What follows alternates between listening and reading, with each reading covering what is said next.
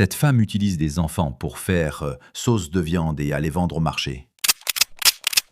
Mais avant de commencer, n'oubliez pas vous abonner sur notre chaîne pour ne rien manquer. Gerlia. Il était une fois, dans un petit village appelé Tego, une femme très connue qu'on appelait Maman Sika. Tout le monde dans le village l'aimait. Elle était gentille, toujours souriante, et sa sauce de viande était la plus délicieuse de toute la région. Même les étrangers faisaient des kilomètres pour venir manger chez elle. Personne ne savait que derrière ce beau visage se cachait un grand secret, un secret très dangereux et très cruel. Depuis plusieurs années, des enfants disparaissaient dans le village.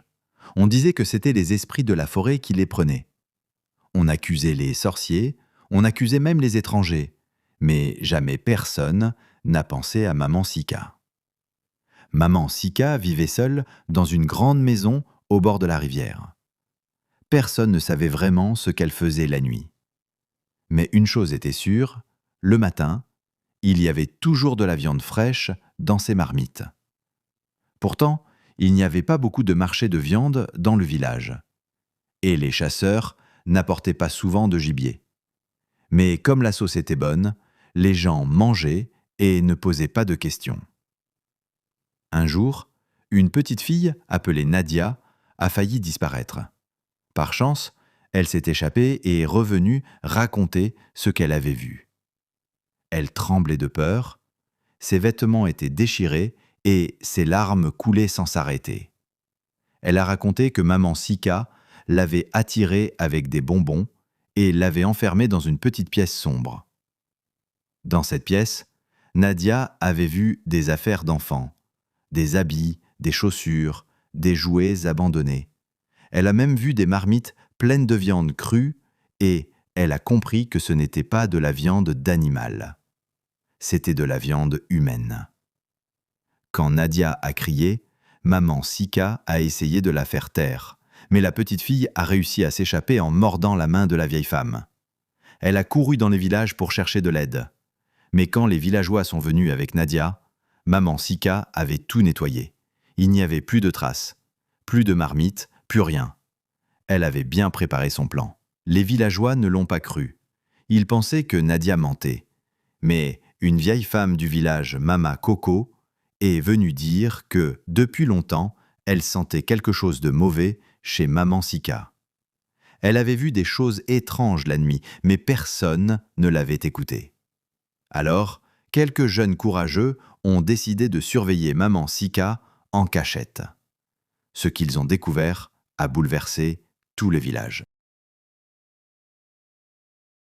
Ils se cachaient dans les buissons, derrière les arbres et parfois même sur les toits des maisons proches. Pendant plusieurs jours, ils n'ont rien vu. Mais une nuit, alors que tout le village dormait, ils ont vu Maman Sika sortir de chez elle avec un grand sac noir. Elle marchait vite, regardant partout pour s'assurer que personne ne la suivait. Les jeunes l'ont suivie en silence, leur cœur battait fort. Elle s'est dirigée vers la forêt interdite, un endroit que les anciens du village disaient très dangereux. Arrivée au milieu de la forêt, Maman Sika a commencé un rituel bizarre. Elle a chanté des paroles que personne ne comprenait et a sorti un petit enfant attaché dans son sac. Les jeunes ont compris à ce moment-là que c'était vrai. Elle capturait des enfants pour les tuer et utilisait leur chair pour préparer sa fameuse sauce de viande.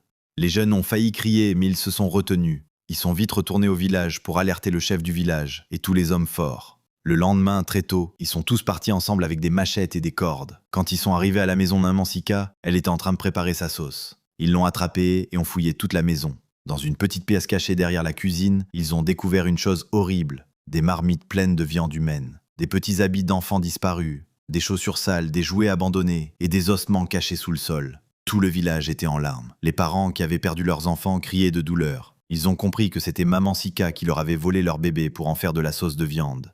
Maman Sika a avoué. Elle a expliqué qu'elle avait fait un pacte avec un esprit mauvais. Cet esprit lui avait promis la richesse et le succès si elle lui offrait des corps d'enfants. Et plus elle en donnait, plus son commerce de sauce marchait bien. Après que Maman Sika ait avoué, tout le village était sous le choc. Aucun d'eux n'avait jamais imaginé que cette femme, qu'ils respectaient tous, pouvait être responsable de tels crimes horribles.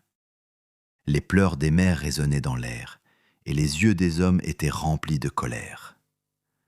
Le chef du village, Quadio, un homme sage et respecté, a pris la parole. Il a ordonné qu'on ne laisse aucune trace de ce mal. La vérité devait être connue, mais l'esprit maléfique qui contrôlait Mamansika devait être banni de la région à tout prix. Ils ont donc convoqué les anciens du village pour organiser un rituel de purification. Le chef a aussi demandé aux hommes forts de construire une cage spéciale où Mamansika serait enfermée. Mais avant de la mettre dans la cage, ils ont fait une dernière demande.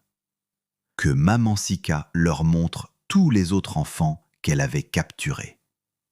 À son grand désespoir, Mamansika a révélé que plusieurs enfants étaient toujours enfermés dans un autre endroit secret, non loin de la rivière.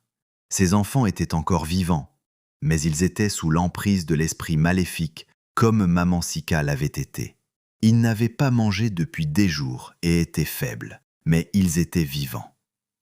Les villageois ont rapidement sauvé les enfants. Ils les ont nourris, réconfortés et ont promis de les aider à surmonter ce traumatisme.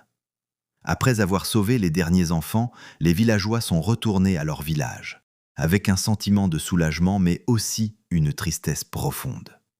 Quant à Mamansika, elle a été enfermée dans la cage sous la surveillance constante des hommes du village. Avant qu'on ne l'emmène dans la forêt pour la chasser définitivement, elle a eu une dernière parole à dire.